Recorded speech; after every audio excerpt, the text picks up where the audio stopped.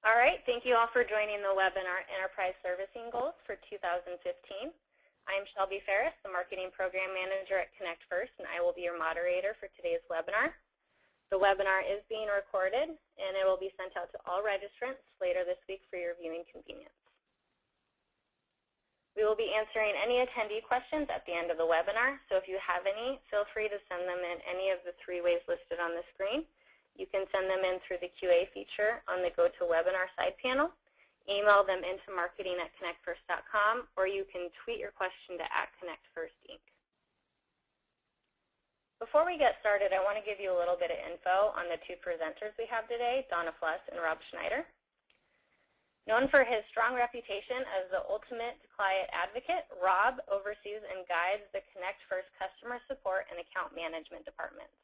With over 13 years of experience in telecommunications and over 21 in client service and account management, Rob plays a critical role in the Connect First mission to take insanely good care of their customers. Rob began his professional career as a dimensional management engineer optimizing manufacturing and assembly processes at Ford and Boeing. Donna Fluss, president of DMG Consulting, is highly regarded as an expert on contact center, analytics, and the back office. With 30 years of experience helping organizations build contact centers and back office operating environments and assisting vendors to deliver competitive solutions, Fluss is a renowned speaker, author, and source for industry and business publications. She can be reached at donna.fluss@dmgconsulting.com. Donna is going to be starting the webinar off with a presentation on recent DMG survey where they found out that delivering an outstanding customer experience is the #1 enterprise servicing goal for the year. And then Rob is going to go over some of his customer experience best practices. Donna, thank you for joining us today. All righty, Shelby. Thank you very much. In January 2015, DMG Consulting, my firm conducted a worldwide survey of enterprise and contact center executives and managers. And this is something that we do on an annual basis. And the objective of the survey is to identify the top servicing goals for enterprises for the year. Okay, so it makes sense to do, right? Do it in January, do it in December. Now, the participants were asked to select from a detailed list of servicing initiatives. And we were thrilled when 311 individuals from companies around the world elected to fully participate in the study. And a big thank you to Serum Exchange for running the study. Now, this broad level of participation reflects companies' growing focus on service, a trend that is expected to just grow and grow. Now, as you're going to see in a moment, executives are finally starting to appreciate that excellent service is essential throughout the entire customer journey and is not the sole responsibility of the customer service department or contact center. While the results of the DMG study are a positive indicator of the growing importance of customer service in enterprises, so not just for service, but in enterprises overall, it's one thing to say that it's important, and another thing for companies to spend the money and make the necessary investments. So this is something that we're going to watch really carefully over the next few years. So let's take a look at the first slide, and let's really drill into the results. Now, as I mentioned, we were thrilled that for the first time ever, delivering an outstanding customer experience came in at #1 at 55.3%. Now, that doesn't mean that productivity and keeping operating costs low aren't important. It just means that organizations, both executives, so throughout the enterprise, and within the service organizations, realize that you want to prioritize your customer first, and everything else really should be secondary to that. But it's not as simple as that either, because really the pieces go together. So we saw, as I just mentioned, 55.3% picked delivering outstanding customer experience as #1, but very appropriately, 48.9% said that improving productivity was important, and 46.9% said reducing operating costs. Now, the best investments that we make in service organizations are those that improve the customer experience, and in doing so, also improve productivity and reduce operating costs. So let's just take a classic, right? Quality assurance. If we improve the quality of a call and we improve the quality of the overall agent's experience, okay, so then what we're going to end up doing is we're going to reduce the ATT, we're going to reduce the average talk time, we're very likely going to reduce the after-call work, the AWT, and so that's going to reduce the AHT, the average handle time, which is going to reduce your operating costs. And by reducing the AHT, right, it's typically because the agent's doing a better job, right? Let's look at it from that perspective. I mean, that's really what we're all about. So we're going to improve the customer experience and reduce the cost and improve the productivity. I mean, so those are that's an example, but those are the type of initiatives that we want to implement in our operating departments. Okay, so number 4 on the list is increasing use of self-service applications, came in at 40.8%. And that's one of those that typically show up in the top of the list, in the top 10. And here we're talking about both web self-service as well as voice, IVR self-service. Now, in regard to the web, that's funny, I've been involved with web self-service since it first came out. And the early self-service environments, you literally had one place to go for service, another place to go for sales, and a third place to go for marketing. Now, that never made any sense to me because that's not the way people buy. Now we're seeing service as an integral compartment, an integral component of most websites. Now, one of the big things going on today, and this is kind of funny, is that lots of organizations are now adding chat. So, clearly, one of the best practices is to make sure that there's actually somebody sitting behind that chat capability who can actually answer it if you're going to have it on your site. So if you don't have somebody there after hours, be sure that your website doesn't put up the button at the time. But we are now in generation 2030 or more of some of these websites. We've got some good web self-service environments which are not just self-service, but overall, just sales and branding environments for organizations in which, service is an integral but essential component. Okay. Now, on the voice side, really interesting what's actually going on right now. Excuse me, just was coughing there for a minute. And what's happening on that side is that organizations are slowly but surely starting to make the investments that they need to invest. Now, here's what happened with IVR. There's a lot of shops that put in their current scripts, or almost exactly their current scripts. They may have made a little bit of tweaks, and they put them in. It could be 10 years ago, it could be 5 years ago, it could be 15 years ago, and some of these are even older than that. The catch is that, when you go to a CFO, your Chief Financial Officer, and you say, hey, I want to update my IVR script or my voice user interface, my VUI, they may look at your numbers and say, okay, you've got a 60% displacement or automation rate on your IVR, and I don't have System X in this company. So I'm going to bring in System X because, listen, you're doing pretty well. What we need to do when it comes to that is we need to build a business case to show that a 1% to 2% increment, if we're taking thousands of calls, could represent some very significant savings to organizations. And so it's really on you to build the business case so that you can convince the people that you do need to make investments. And if you haven't updated your IVR from top to bottom, including your grammars, including everything that you say, all the touch tones, all of that, if you haven't updated it in more than 5 years, you really need to. And because there's just emerging best practices, and each year we learn better ways of communicating with customers. So organizations are paying attention, and that's something that we're going to continue to see lots of investments in. Now, number 5 on the list, reducing customer effort. Oh, so very interesting. This is the first time that this has shown up as an important initiative. Now, a lot of organizations aren't really sure yet what it is, but they know it's something that they need to pay attention to. And again, pointing out what I did at the beginning, It's not just about customer service. It's about throughout the entire experience.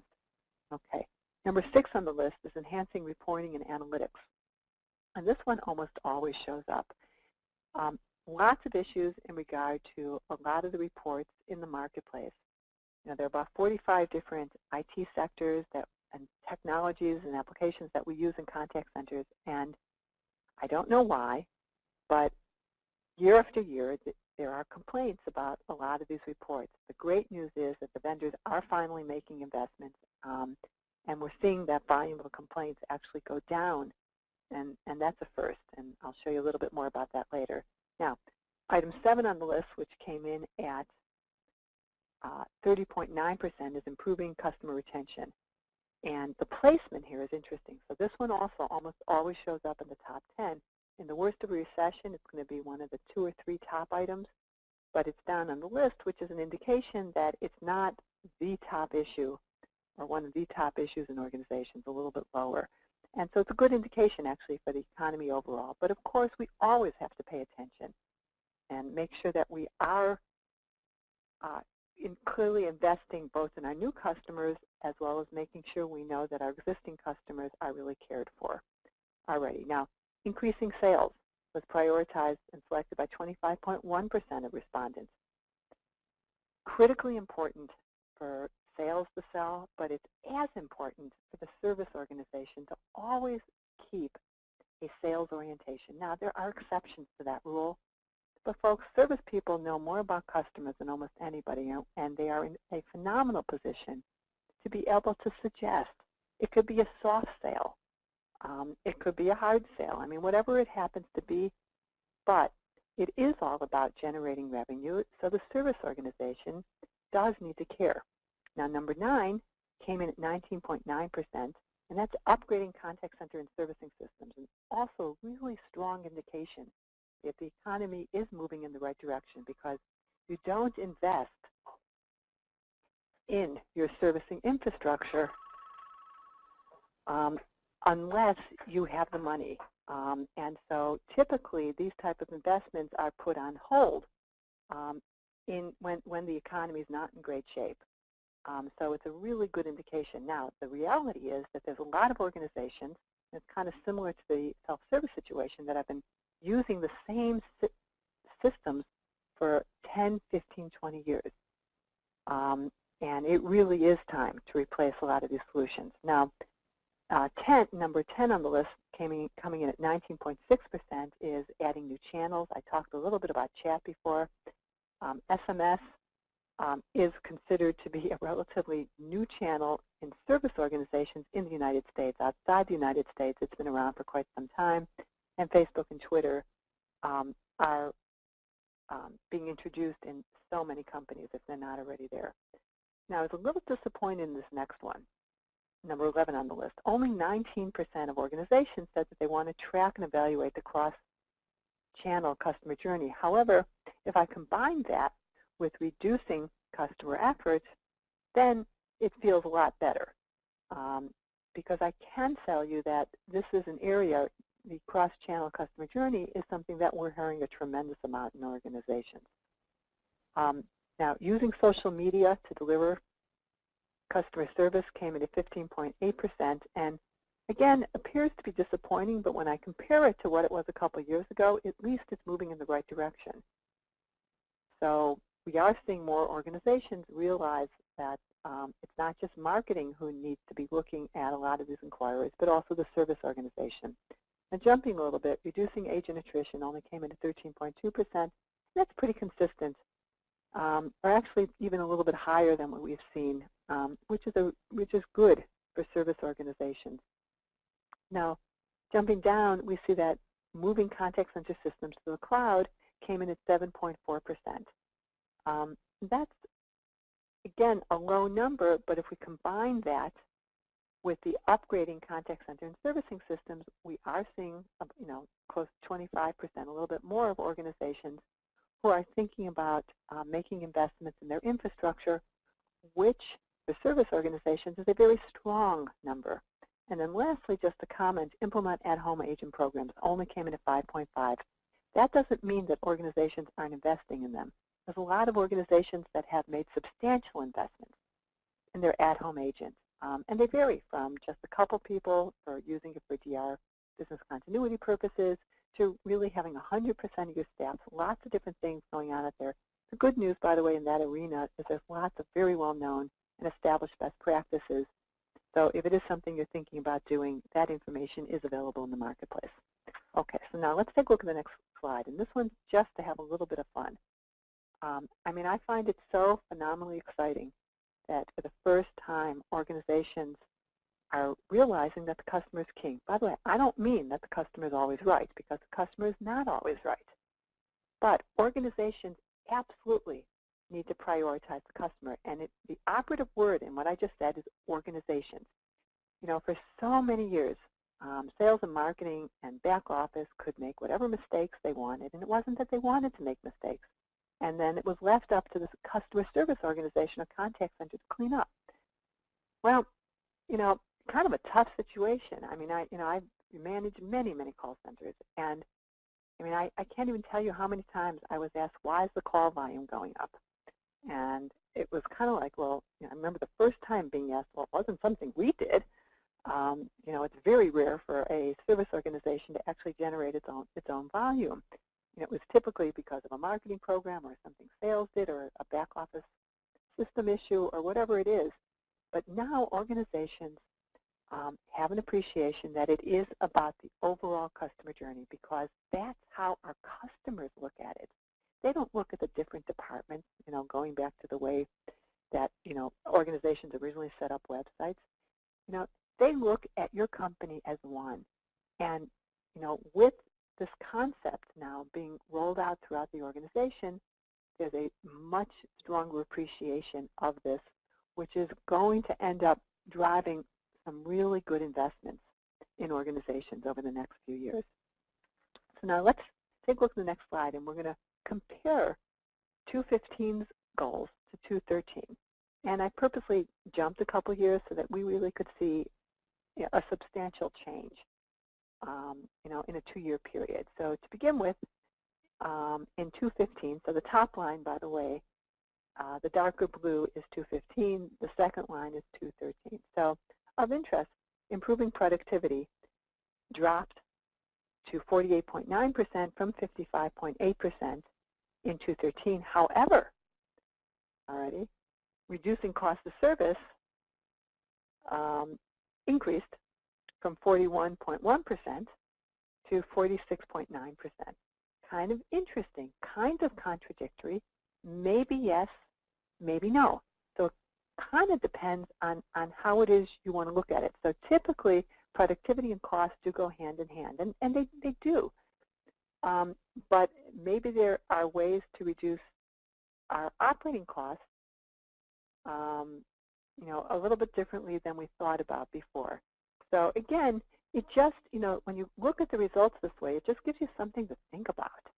You know, why is it that people are prioritizing one, you know, deprioritizing, that's a word, you know, some of the others. So that's kind of interesting. But as I pointed out at the beginning, you know, while it's great that delivering an outstanding customer experience is the #1 goal, and first time it's showing up where it is, so, you know, that's the reason it's not on this chart. But we still have to pay attention to the cost, because contact centers, service organizations, back offices for that matter, are very people intensive. Okay, now increasing use of self-service. I went into a lot of detail on that, but it's kind of interesting. It's decreased in importance from 45.3% to only 40.8%. That's kind of interesting.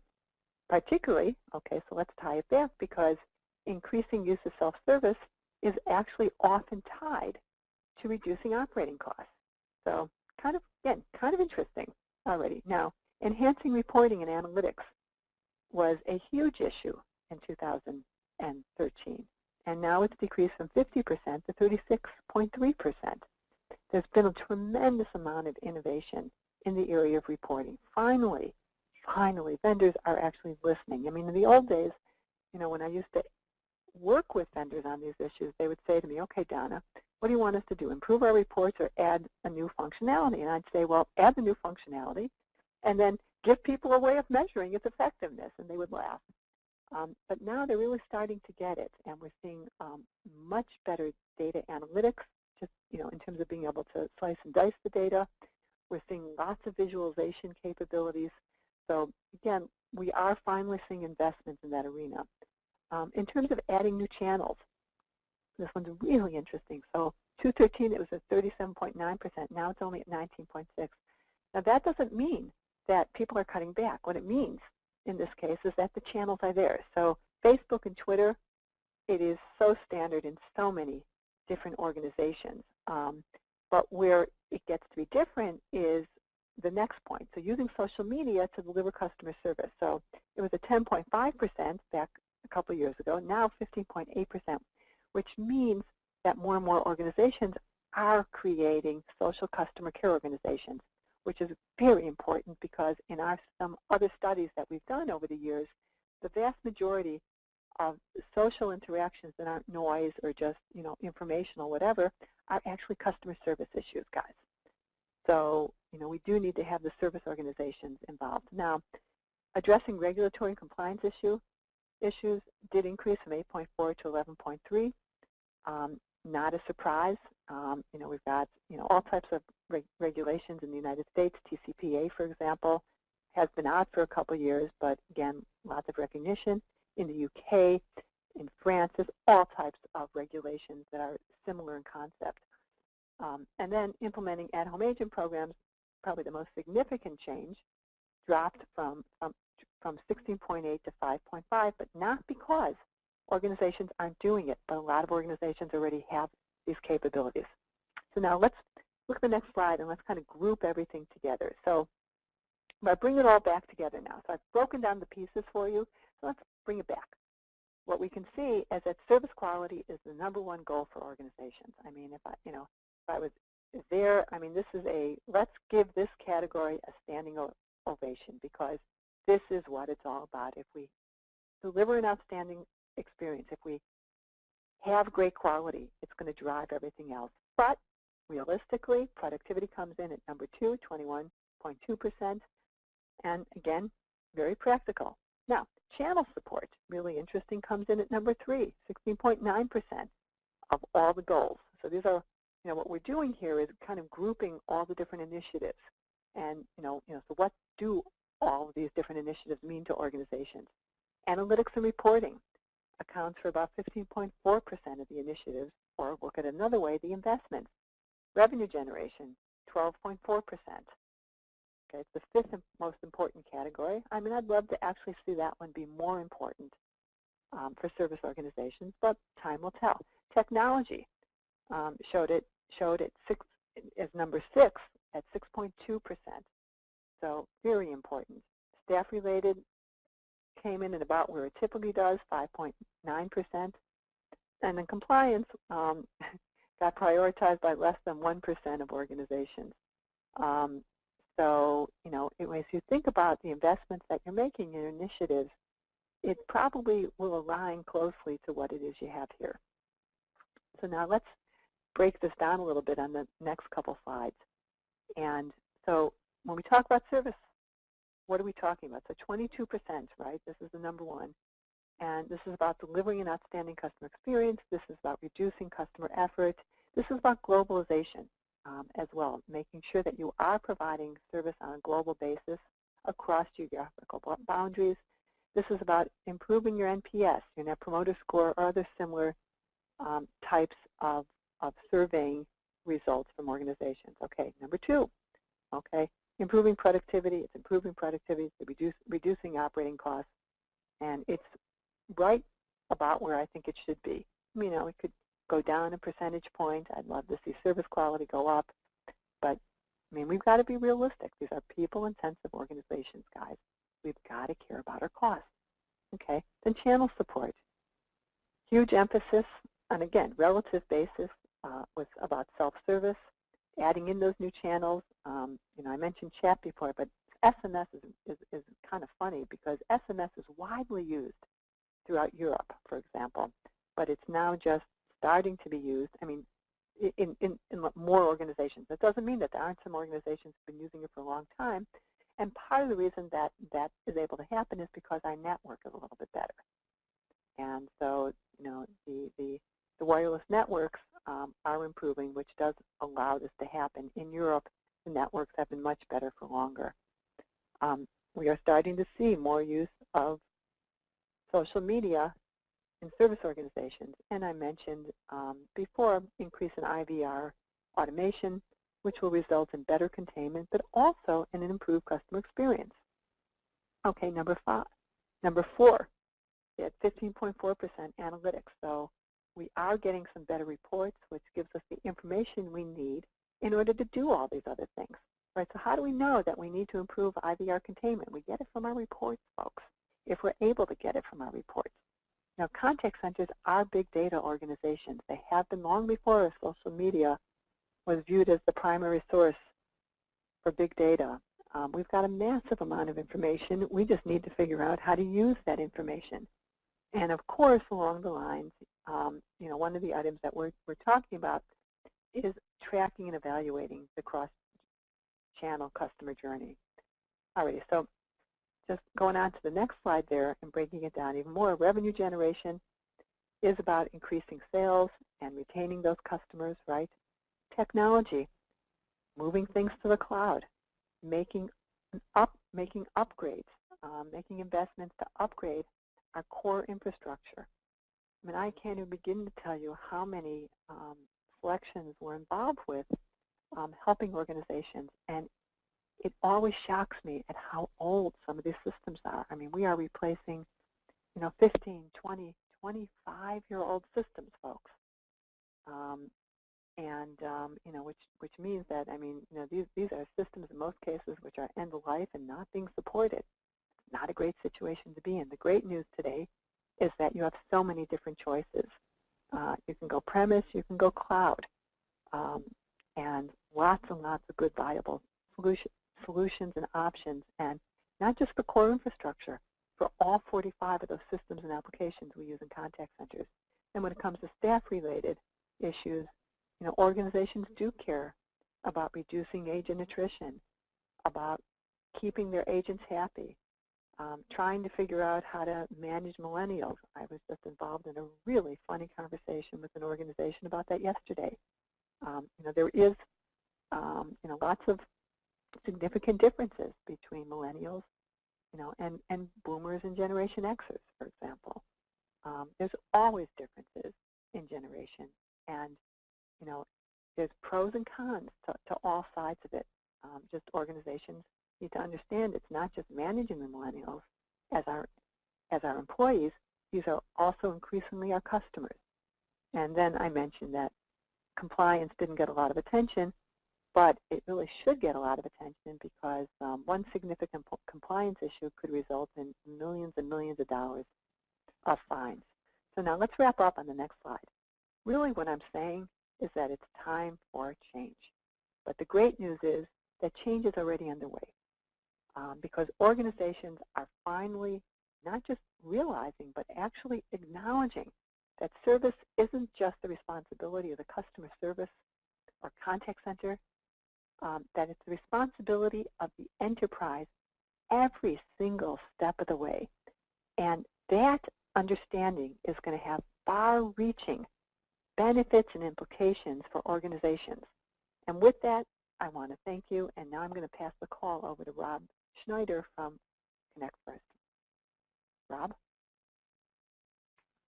Okay, thank you, Donna. That was really well done, and that was some interesting information. I really liked the comparison of the 2015 to 2013 metrics. That was really interesting.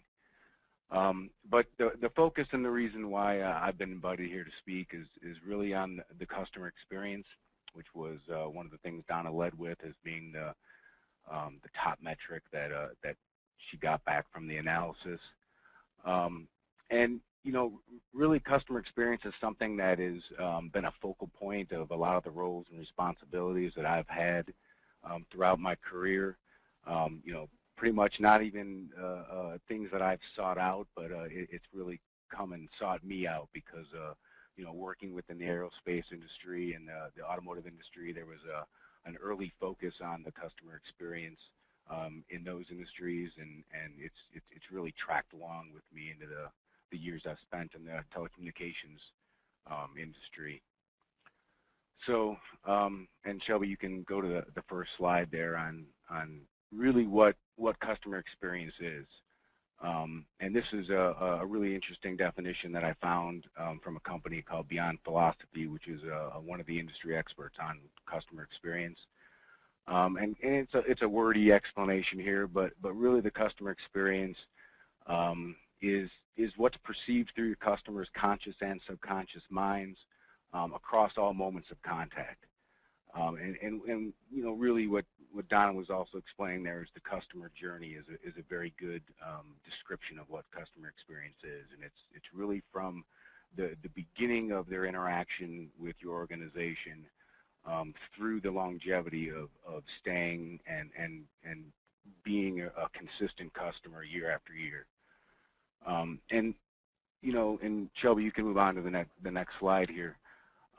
So part of the best practices and what we've focused on as a company over the past 3-4 years has really been things to work on to bring the customer experience to the forefront of our organization and be something that we pride ourselves on and we deliver to our customers consistently.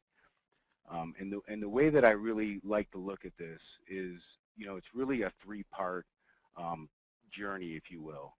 And if you look at the first 4 bullet points that are listed here, it's really more of an introspective approach that begins the customer experience.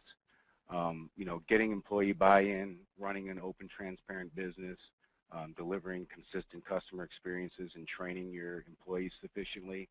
I mean, really that starts internally. It's really not the external customer that's engaged at this point.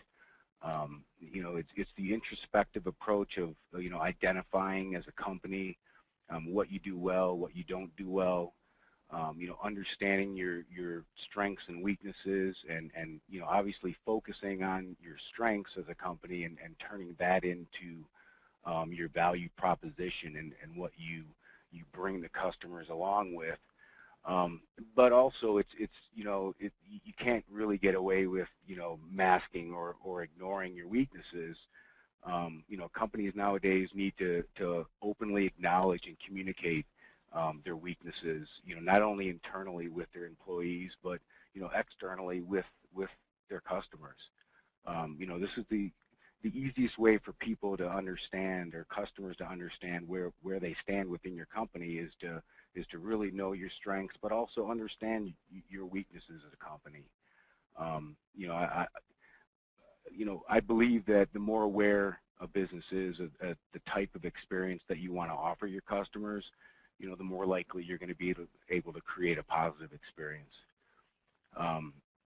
So part of, you know, looking at some of those bullet points more specifically, you know, getting employee buy-in, I mean, it's pretty straightforward. You know, internal communications are really important in the customer experience. It's really getting a consistent message that, you know, starts with the folks in your business development or your sales process that are, you know, looking to start bringing customers onto your organization, the messages, the product offering, you know, everything that brings a customer to the table as looking to, you know, purchase your product, you know, that needs to be consistent across from the time they sign a contract to the time that they start working on your platform or, you know, buying your product and working within it, all the way to, you know, the reliability of your product and the reliability of your employees and the customer service that you're giving. And really getting internal communications together, getting everybody on the same page, getting everybody marching to the same beat is definitely where the customer experience is going to start. And a lot of that is really understanding your employees, you know, spending time, you know, discussing the corporate or departmental objectives with your employees, you know, listening to their thoughts and ideas on how they feel about the objectives, you know, looking at some of the ideas that they're bringing to the table and you know, looking to identify those and align with your, you know, objectives that you started with. And I think, the point being here is that, this isn't, customer experience isn't something that you can just map out and project down to your company. It's something that needs to be, cross-departmental collaboration and getting people's ideas and getting people's concepts and getting everybody on the same page and moving in the right direction. Because if you get people that aren't really buying in on what you're trying to do, that customer experience is going to be a little more difficult to be successful than it would be if you've got everybody, kind of marching to the same beat. And looking at, running the open and transparent business, that's pretty straightforward as well. It's making sure that your customers are, providing fluff answers or doing things to try to, get people to be content with a solution isn't always the way to go. It's really just being upfront and honest with the situation, what you're doing, and how you're going to approach solutions and work on their behalf.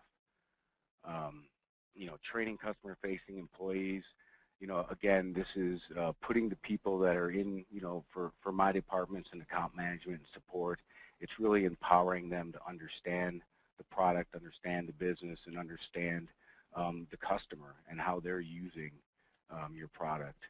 And I think that, and training them to understand how to provide solutions when asked is key, because, trying to go and have only a few focal points of knowledge creates too much of a path to get a solution. So, we're heavily into training and cross-training, promoting from within, some of those techniques to get your employees to understand your product is paramount here. So that's kind of the introspective piece of it. The second piece of it is, kind of the onboarding process. So this is from the time that a customer has decided that, you're the product they choose, whether it's, choosing you as a cloud-based solution or choosing just as a simple SaaS software product, whatever that may be.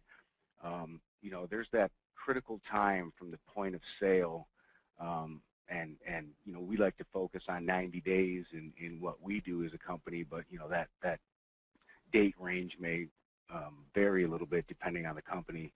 But this onboarding stage is obviously critical. This is the point where you really need to validate the purchase. They need to start.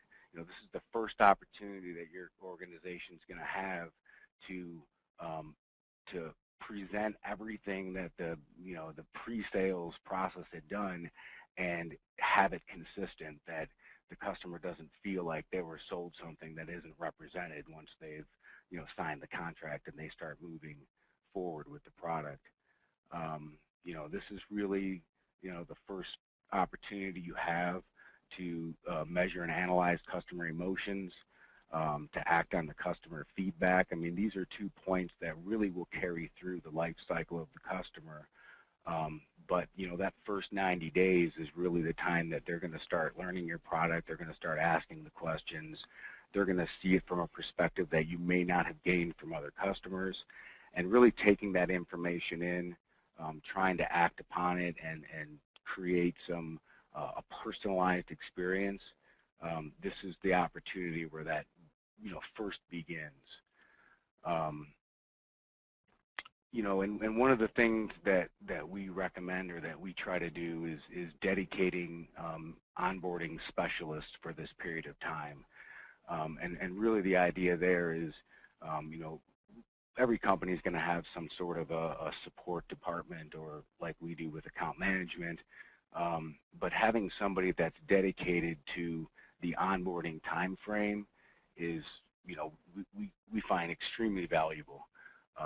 You're going to focus on their efforts, you're going to focus on their business, and at this time, you don't have people that are trying to focus on the rest of your customer base. They're specifically focused on the new business that's at hand. That has worked out really well. And this kind of goes to also, this kind of feeds into the third step is, once they've been onboarded and they're comfortable with your product or your platform.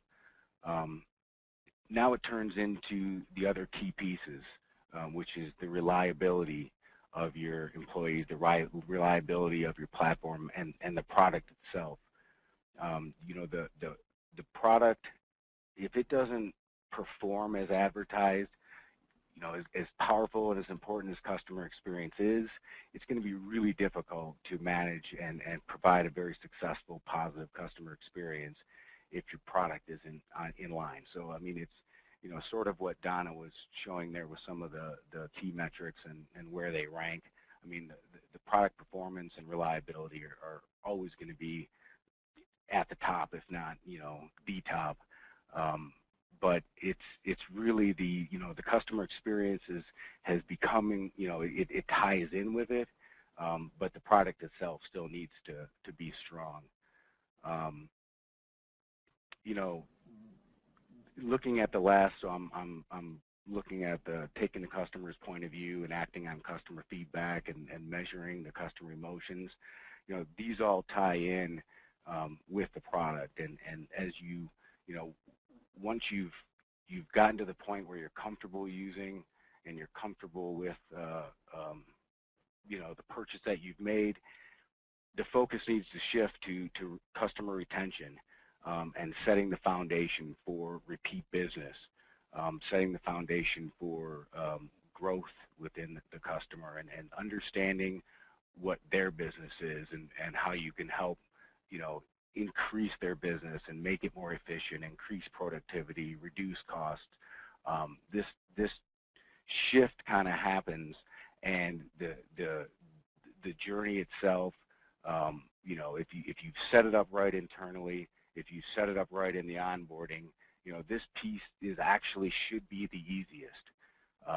You know, it's about being attentive. It's about, now this is where kind of customer service and some of the KPI metrics and using some of the internal mechanisms to, you know, keep the customer on the right path. You know, that's really important, and you know, that's what's going to drive the customer retention and some of the life cycle. So, and looking at the last two, and this is more for anybody who is still looking to start creating a customer experience team and looking at a strategy if it's something that you haven't yet done. And Shelby, you can jump to the next slide here. So really, and I kind of alluded to this earlier, but creating a customer experience team is very different than having a customer service or having a support department or things of that nature. It really needs to be a cross-departmental collaboration where you're getting folks from all departments that are looking at what the customers experience from the beginning through the sales, through the end, through the product enhancements and developments and features and things of that nature. You know, once you get this team together, you know, the goal is to create a strategy, and really that goes back to the introspective piece at the beginning, and designing an experience for the customer that's based on the value propositions and focusing on the strengths of your company. Again, the cross-functional collaboration becomes key with the strategy because, you know, a lot of departments within your organization are going to have different views on what the customer is experiencing, and getting that collaboration together, getting people in the same room and discussing these points is really where that's going to become obvious is what you need to do next to increase and enhance your customer experience. And again, you know, this is kind of that full circle of you know, it's not a set it and forget it kind of a situation. You really need to revisit what you're doing, you know, look at the plan. As product enhancements or as things change within the industry, you need to make tweaks to the strategy and make sure that you're, you know, you're keeping up with what the industry is expecting. And I think the only other piece that I can kind of touch on as far as the strategy is, you know, one of the things that worked internally here with the customer experience team in developing our strategy was really, you know, asking some of the really simple questions is, you know, look internally and ask everybody, why is customer experience so important? There's a lot of different views that we gained from the different departments on why everybody felt like customer experience was important. You know, ask your employees, you know, how can they be more valuable to the customers? You know, again, this is something that across all your departments you're going to get very different answers on the value and what they bring to the table and how that can enhance your customer experience.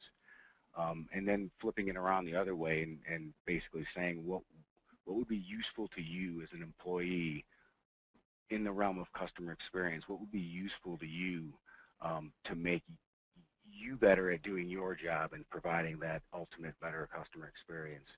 And just really asking those three simple questions provided a pretty substantial list of things that could be looked at, worked on, optimized, and developed on behalf of your customers. So I think that's, I don't think I have another slide here, Shelby. You can click forward. Yeah, I think at this point we can open it up for questions and answers. Yeah, thank you, Rob. Thanks both of you. That was a lot of great information. We did get some attendee questions, so let's go ahead and get some of those answered. Donna, you mentioned that there has been a lot of reporting improvements in the last few years. What are some of these improvements? Rob, do you want to name some of these improvements in reporting? Yeah, I can start with some of this. So I think the main thing that we've seen and what we focused on is, you know, there's a lot of ways to look at data and analytics, and there's kind of that organic growth where you've got customers that are asking you for information, you're putting together some reports and some data in ways that appeal to them. But really one of the biggest enhancements is trying to give that opportunity and that functionality to your customers. And you know what I mean by that is kind of looking at the business intelligence aspect of it and giving them the opportunity in maybe even a drop and drag type of an interface to be able to pull the metrics that they want to look at specifically for their customer needs, and be able to even create their own calculations off of that. So it's almost like opening up your data tables to the customer, allowing them to be able to put their own reports together, calculate the things that are important to them, roll that up into some dashboards that can be presented at a executive level all the way down to you know, looking at the raw data to optimize things from an operational level. Thanks. Donna, do you have anything to add to that one? Yeah, I think, I mean, just kind of building on what Rob is saying, we've actually seen improvements across the board, both in terms of real-time reporting, which gives you an ability to affect change while customers are still on the line in a lot of cases, as well as on a historical basis. On a historical basis, we're seeing significant improvements in usability of the environments. As Rob was pointing out, we're seeing improvements to allow managers to start at a high level and drill down into the underlying interaction, the ability to slice and dice the data, the ability to customize the reports. So just, you know, the ability to, you know, embed more visualization techniques from heat maps to what's connected to what. So, you know, lots of intelligence there. And then on the dashboard side, it's pretty impressive. We're seeing improvements both for managers, for supervisors, as well as for agents, with the understanding that the more information you give people, again, within limits, you got to give the right information to the right people, the more effective they'll be at their jobs. So huge amount of investments in this arena. Shelby?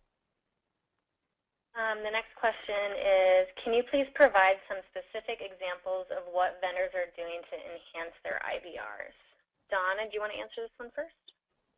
Well, it's kind of funny. I'm going to turn this one back to Rob pretty quickly, but in terms of what vendors are doing, the IVR technology has actually been really very good for many years. Every year we see improvements in recognition rates on speech side, improvements in NLP, natural language processing. You know, we are absolutely seeing, you know, lots and lots of just, you know, small improvements in the underlying technology. which then empowers end users to be much more effective with it. But it's kind of interesting in regard to the innovations in the area of IVR, because there's what the vendors are doing that then enables end users. And I mean, very significant changes. I mean, the classic, and this one will probably be something that resonates with most people on this call today. Most people still have IVRs. They give you 3 tries. That's just not the way Americans, I mean, again, and IVRs, by the way, have to be customized to in the country in which you live.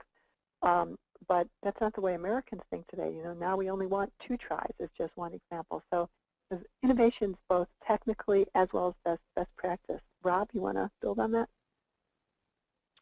Yeah, it's IVRs can be tricky because well-built IVRs are things that people have no problems with. I mean, I think about like when I get a credit card and they need me to dial in and activate it. That's an excellent use of an IVR, checking flight status, so on and so forth. And then there's a lot of situations where IVRs can become cumbersome and people have a negative reaction to them. And really that's all about the design. I mean, and building off of what you just said there, Donna, with the retries. I mean, that's one of the things that I worked a lot with my customers in the past, is that concept of switching from touch tone to the speech technology, and retries being extremely important, because if you're going to offer up some libraries and grammars for how you're going to handle speech technology, the old touch tone way was kind of like the, hey, you pushed the wrong button, I'm right, you're wrong, let's try it again. And that philosophy needs to completely flip-flop when you enter the speech environment, which is where most of the IVRs are headed, or if not already there. That needs to switch around to be more like, hey, you're probably right with what you just said, I'm not reading it accurately, so let's try this a different way. So that philosophy of turning it to where the customer is going to be the touch tones are accurate. I mean, they are what they were. And speech technology is advanced as it's getting.